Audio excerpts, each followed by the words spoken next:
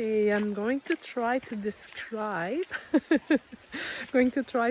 We'll see if a description can come through of embodiment of the realization of your true nature. So the realization, quite simply, is I'm not my thoughts. Thoughts are limited. Thoughts are dualistic. So good, bad, yes, no. Question, answer. Any question is always, if a question is a, how could I say this? The mind brings the question and then it brings an answer. So question and answer are of the same level. When you go beyond question and answer, the silence, which is prior to duality, neutrality is before duality. When there is a realization that I am that neutrality, I am that neutral, open, spacious awareness into which thoughts and emotion are coming and going. I am not that which is moving, I am that which is not moving. I am that which is not aging, I am that which is not dying, which was never born. The mind arises and dissolves in that which we truly are. So then the realization is that's simple, that's the realization. This is, oh, there's a background to my experience, and that background is this emptiness, this self that is undefined. So each and every time I define myself, I contract myself into a self-definition. And I live that as my reality, as my experience. It is an experience, but it arises from a mistaken identity. All right, so the realization happened suddenly or gradually, it doesn't matter how. And then there's the living as that, which is another step. And what do I mean by living as that?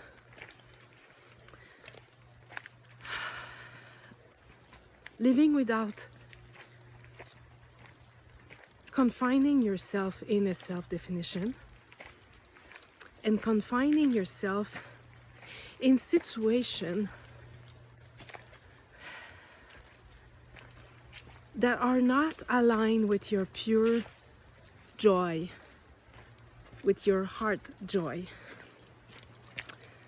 And why would one align themselves with something that is not in alignment with their pure joy? Fear of lack, attachment to my identity, and attachment to what I have. But even I have is an illusion.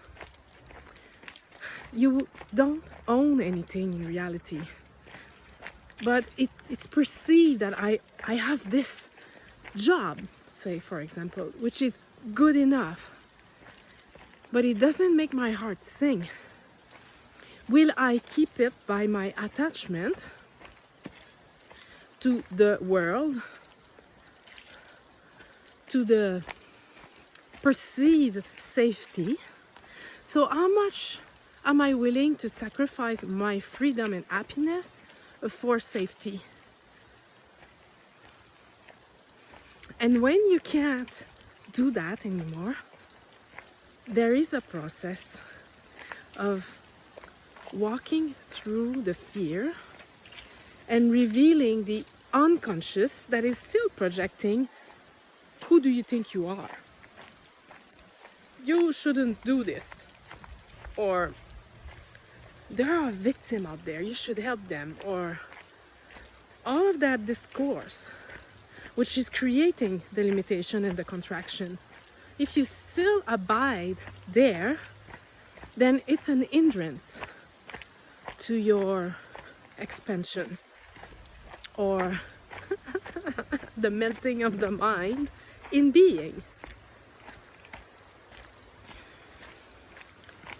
Reality is only mirroring you, the belief you have about yourself. It's only catching up to the value you declare yourself to be. So the question, how much am I valuing myself? How much am I true to myself? And when I say myself, it sounds weird because it sounds like there's a person there. But what I mean is, how much do I value this self? How much do I value this life that I am? How much do I value this existence? How much do I trust in that so that I'm not compromising anymore? What are my non-negotiable? And as you make a decision, reality shifts accordingly. It has to, because there is no separation. Reality is only catching up. So when you dare say, this is at the level that I am playing now, here is what I am offering. It's something that gets offered through you. It's not offered as a me that needs to gain anything. It's more like offered as an invitation for anyone to rise up. So that's in service to the whole. The whole serve you as you serve the whole. But if you're trying to do it as a me, you cannot fully serve the whole, because me is scared of losing love. Me is the projection of guilt.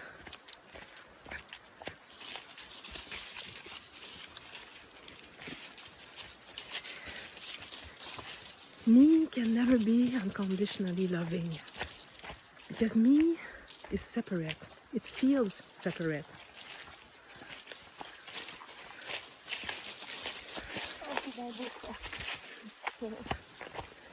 So it's like when you lose all attachment to experiencing and gaining and having and possessing and owning, when you lose all attachment to that, you have everything. And there is more bliss. That's a process in itself, because you have to trust. And the more you trust, the more you trust. The more you trust, the more you trust. Then it gets proven to you that this is how it works. But if you can never test the field, it stays at the level of the mind, but it doesn't drop in knowing, in conviction. You gotta take a step, you gotta take an inspired action to prove this to yourself. So I did let go of my full-time job. I don't work hard. I designed the life of my dream, but there was a process to that. I was so scared. And I did it anyway. And then I found other people to bridge me to faith and conviction. And I did pay. I invested in myself to get the courses, to get the online course, to get the method, to have the tool to dissolve the shame and the guilt and the unworthiness. And then online course got created through me. So what I'm saying is, invest in yourself, trust yourself, walk and the floor appear. And if you need others to bridge you, it's totally fine. Those who have done it, they can support your... If there's doubt in yourself, those who have done it, they can support you in conviction. You can do it. You can do it. You'll see. Trust. It's a self-fulfilling prophecy. So life is a self-fulfilling prophecy. If you state life is hard, I cannot do this, I don't have enough, I'm not worthy, or this is only for those who have more, or whatever you say, you declare this to be real. There is no fixed, solid reality. You are not separate, you are reality. You declare yourself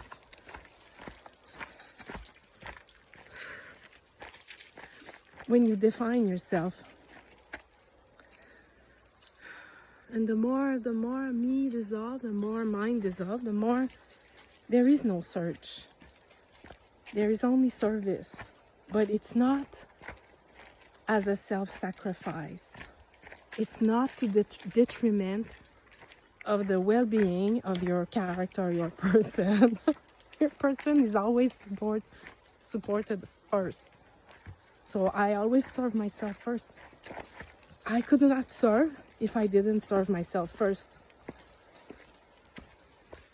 And that's what I like for you, if you're listening to this. Because it's your birthright, it's your divine inheritance. But if you have too much attachment, too much things you need to do before, then do those things. Until you realize that nothing will fulfill. Nothing can fulfill you. Nothing outside can fulfill you. But nothing outside can deplete you either, if you don't let it. You are the source of happiness. Okay. All the links are below if you feel inspired. Excited to meet you if we do meet. Bye bye.